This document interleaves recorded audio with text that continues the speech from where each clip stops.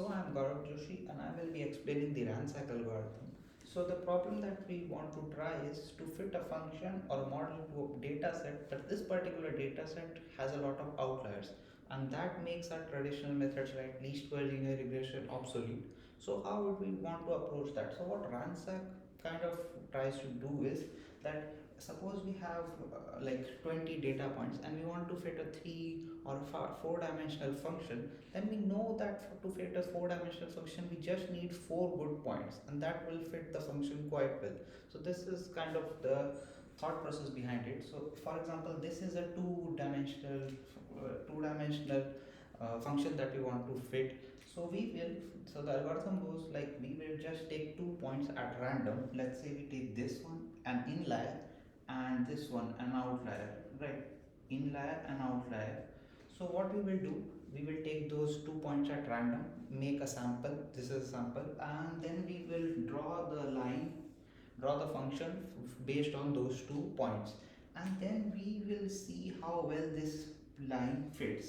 And how we will do that is by taking a dollar and epsilon and seeing the number of points which lie in this region, or how many points this particular function approximates very well, right? So we choose 2 points, we get the number of inliers, means how well the function fits, and then we repeat this process n times. We take another sample of 2 points, repeat this process, then another sample of 2 points, and after we have done all this, we basically then see which function does the best, use that function as our solution, right? So why would this work well?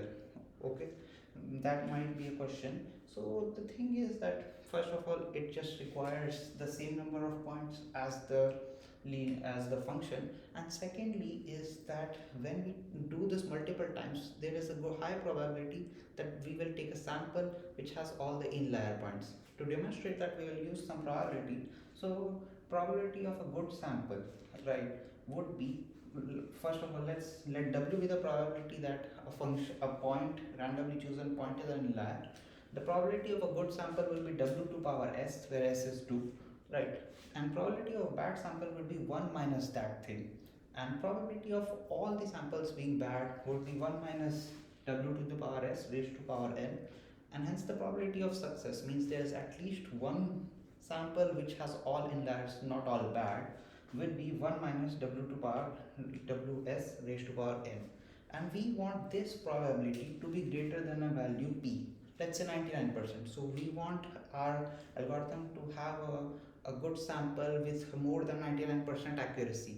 So when we solve this inequality, we get the number of tries we have to take to be this equation log 1 minus p by log 1 minus w to power s.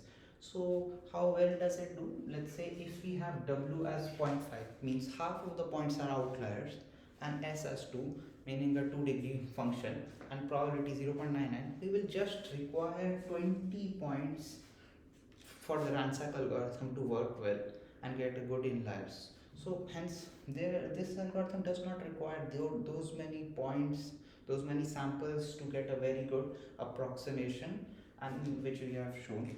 So this algorithm has a lot of applications, especially when there are a lot of outliers in a data set, something which we get a lot in computer vision, when we like have to match up two images which have different features, or just any two spaces which have different features where there might be a lot of outliers, features not matching properly.